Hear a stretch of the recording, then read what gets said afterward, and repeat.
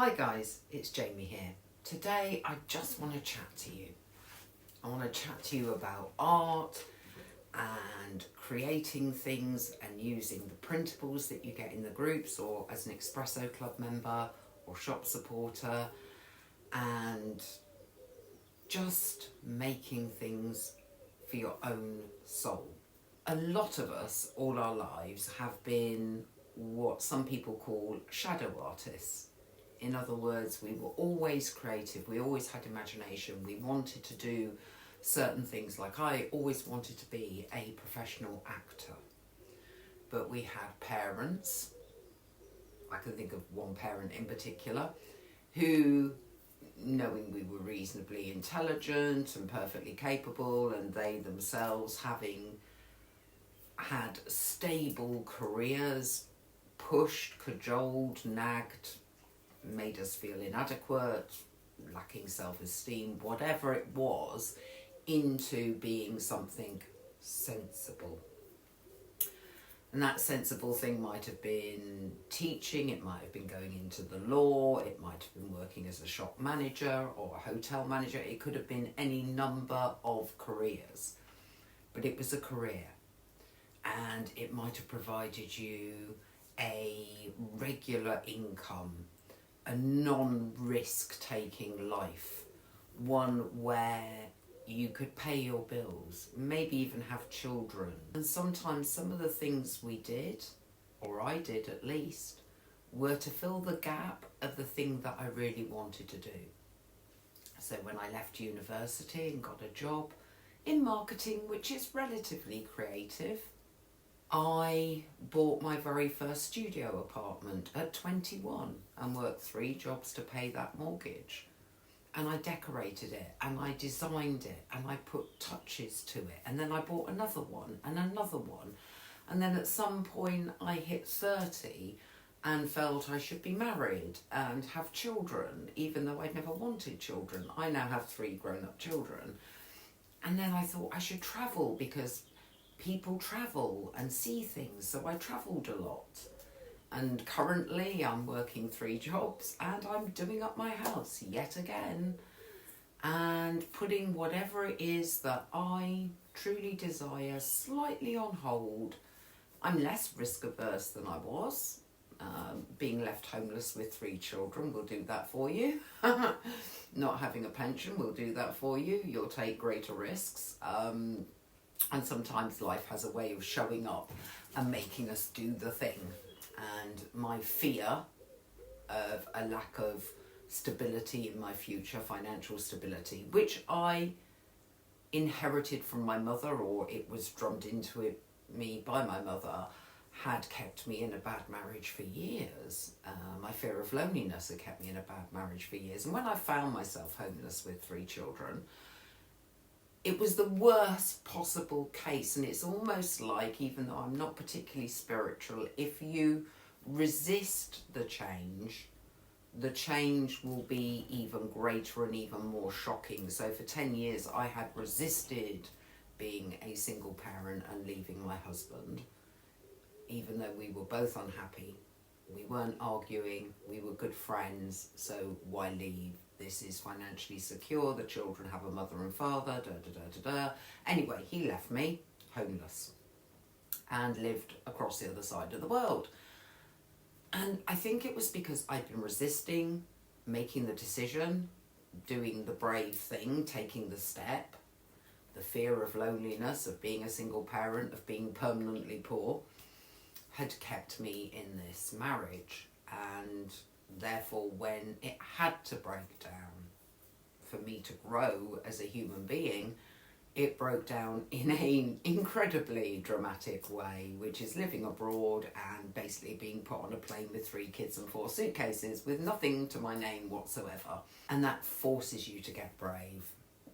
However, I then had the responsibility of financially supporting 3 children when I'd been a bit of a corporate wife and done just the odd bit of work on and off and taken the odd qualification that had taken my fancy. So I didn't really have a good CV and a work history, so I did what anyone in my situation would do, which is I went self-employed and just started walking dogs because it fitted with the kids' school hours, etc. And my mum said that would never be successful and who would pay anyone to walk a dog, and I spent £100 on getting some postcards printed and put them through letterboxes, and I didn't get one phone call.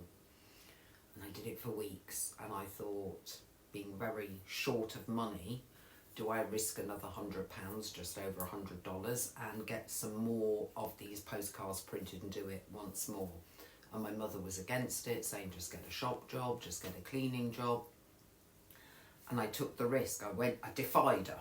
I went against her, and I ordered the next set of postcards, put them through doors again for the next 2 to 3 weeks, but I didn't need to put them through doors for the next 2 to 3 weeks.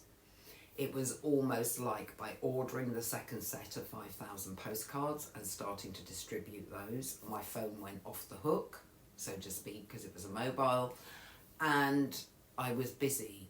Again, maybe that was another test. Can you defy someone? Can you keep taking risks?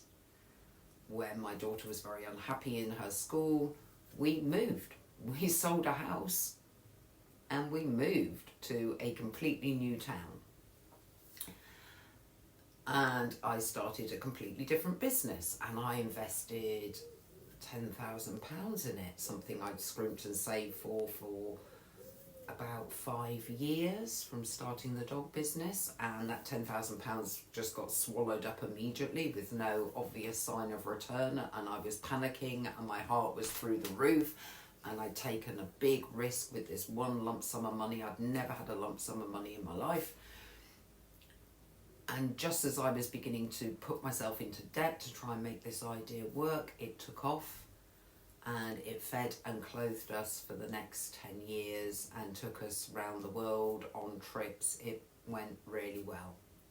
As all things come to pass that I got bored of, and people were copying the idea, and I didn't have the energy to keep battling the new competition, so I left and went into art and craft, which had always been a hobby and nothing more than that, and I never felt confident that I was any good at it. And when I first started junk journaling, I definitely wasn't. I can look back at my first junk journal with horror, but the one thing I'd learnt by then, by the grand old age of 55, is nothing is immediate.